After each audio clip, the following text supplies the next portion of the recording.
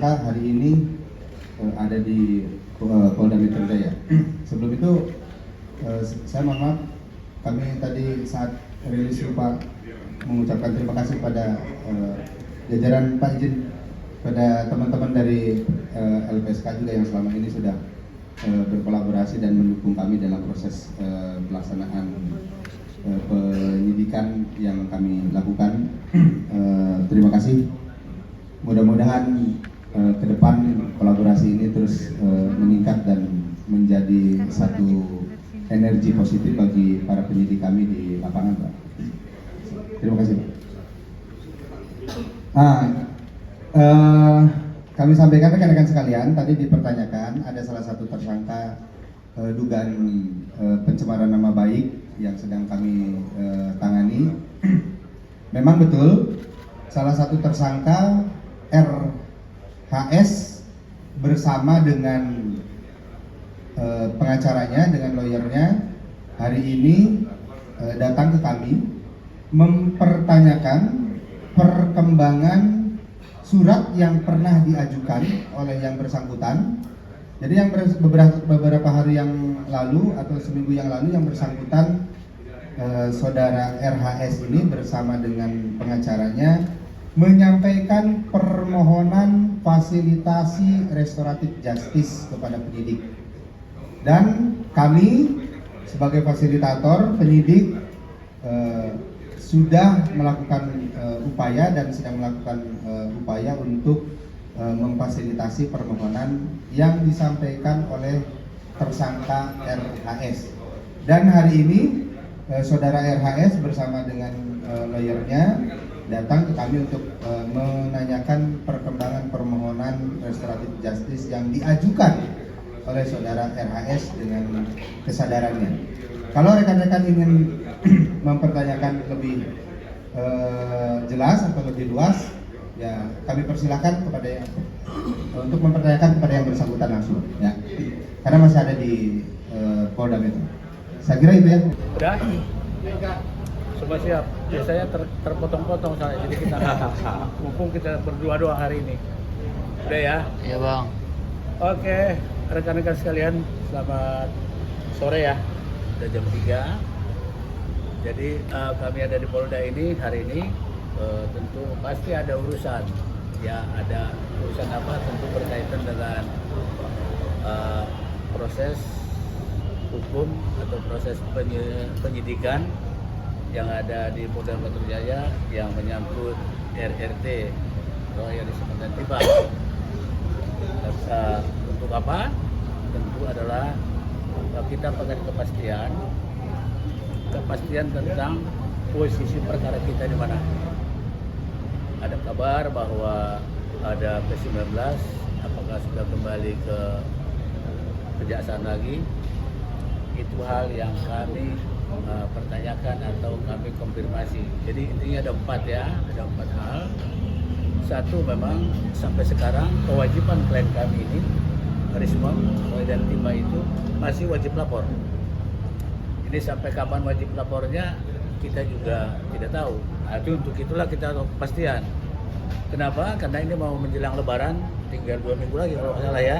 Jadi kalau nanti tiba-tiba RRT ini khususnya Rismon ini mau pulang kampung ke Bali, ternyata wajib lapornya tidak dilaksanakan, nanti takutnya kena aturan. Kedua, mengenai ahli yang kita ajukan selama ini, tambahan ahli gelombang ketiga itu juga belum diproses. Nah, kemudian masalah proses selanjutnya seperti apa? Perlu rekan-rekan ketahui bahwa proses hukum jelas terbuka sekarang. Ya, kalau masuk berlanjut terus sampai ke pengadilan, tentu itu kita juga waspadai berarti bukan kita takuti, itulah proses yang ada. Nah, kemudian ada lagi sesuai KUHP baru timbul ada juga upaya mekanisme restoratif justice. Nah, 4 hal ini kawan-kawan atau rekan-rekan sekalian perlu kami cermati, berhubung karena mau libur dan mau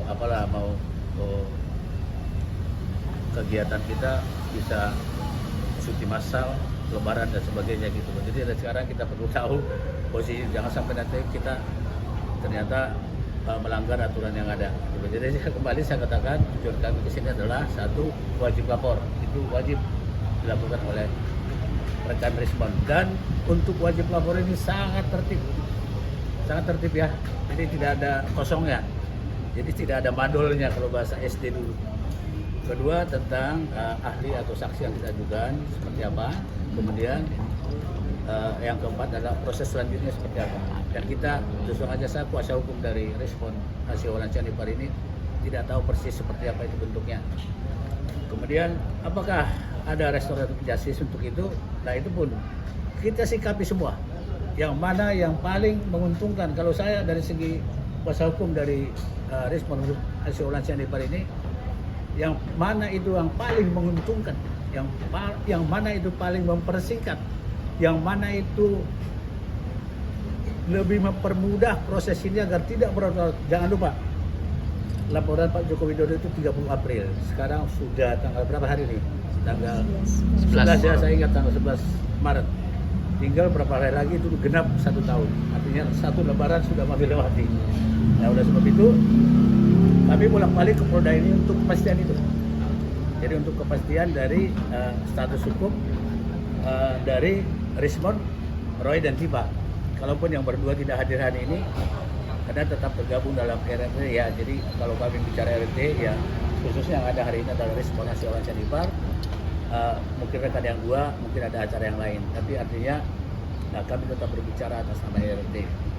Saya pikir itu ya rekan-rekan ya yang perlu ditunggu berita yang terupdate hari ini tanggal 11 Maret tahun 2026, kepentingan yang ada di sini. Dan jika ada pertanyaan dari rekan-rekan sekalian, boleh, tapi mungkin sedikit statement dari rekan yang ditunggu-tunggu. Silakan. Saya kesini di samping wajib lapor, ya, ingin mengupdate karena penelitian itu bersifat ongoing dan tidak final, maka saya mengupdate ya hal-hal yang sangat vital dan penting ya kepada penyidik terkait dengan temuan-temuan saya yang baru. Jadi perlu diketahui bahwa RRT ini disatukan dalam sebuah simbol RRT, tetapi di dalam kerja-kerja penelitian itu kami berbeda dan independen. Saya tidak dipengaruhi oleh Pak Roy Suryo maupun tidak dipengaruhi oleh Bu Tipa. Oleh karena itu temuan-temuan baru saya terkait dengan 3 variabel, yaitu dalam pengolahan citra digital, translasi, rotasi maupun pencahayaan, itu ada temuan-temuan baru. Nah itu saya ungkapkan kepada penyidik gitu ya. Nanti proses ke depannya bagaimana, tetapi sebagai peneliti kita harus berdasarkan bukan suka atau tidak suka, benci atau tidak benci, berteman atau tidak berteman, tetapi berdasarkan temuan-temuan kita yang bisa dipertanggungjawabkan secara ilmiah. Dan temuan-temuan itu bersifat ongoing. Nah, saya sampaikan temuan akhir saya kepada penyidik. Nah, apapun pertimbangan penyidik terkait temuan saya itu nanti ya biarkan proses lebih lanjut begitu. Jadi oleh karena itu ya temuan-temuan saya itu akan saya pertanggungjawabkan di depan publik. Dan sekali lagi, ini bukan masalah suka atau tidak suka, benci atau tidak benci. Ini adalah tentang kerja ilmiah. Dan seorang peneliti atau pekerja ilmiah itu harus berdasarkan temuannya, bukan karena karena saya tidak suka sama situ gitu. Jadi karena sifatnya yang ongoing dan terus berkelanjutan, maka saya laporkan kepada penyidik, inilah temuan saya. Gitu.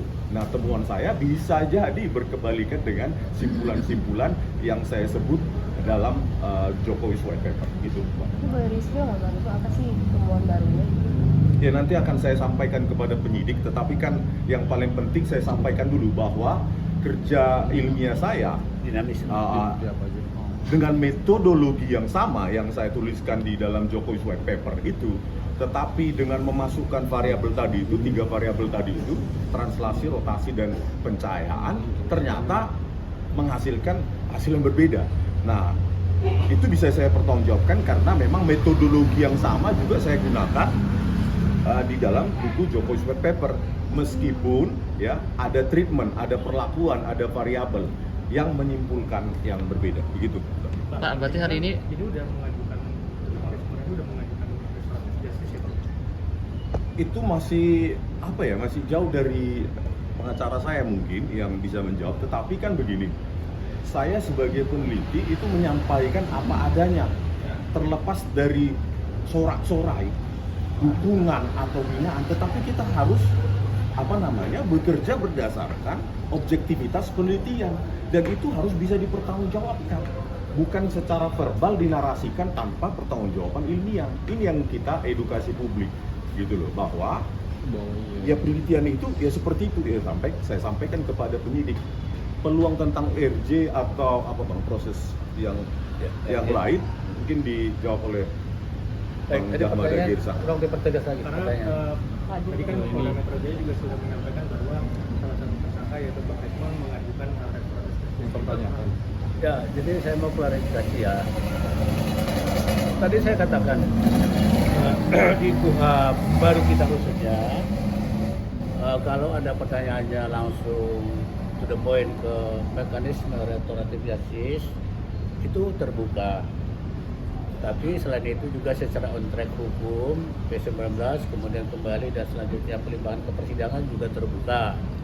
Nah untuk itulah kami terus melakukan katakanlah mendapatkan informasi yang terupdate dengan penyidik Polda Metro Jaya yang sangat bersahabat dengan kami. Ya kalau kami tidak diterima juga datang ke sini kan percuma. Nah oleh sebab itu penjawab pertanyaan Anda adalah itu terbuka. Itu terbuka. Masalah prosesnya nanti tentu ada di KUHP. Ya ada pertama tentu pengajuan surat dari dalam hal ini Risma dalam posisi tersangka saat ini ya. Dia mengajukan surat gitu loh. Kemudian diproses dan perjanjian sesuai dengan pasal 79 KUHP yang baru lah. Ada syarat-syaratnya itu kan. Jadi kalau pertanyaannya seperti itu, kalau saya selain advokat juga selaku mediator, saya suka itu. Saya kan advokat, kurator, mediator, RR semua belakang saya, pangkat saya. Jadi kalau disebut apakah ada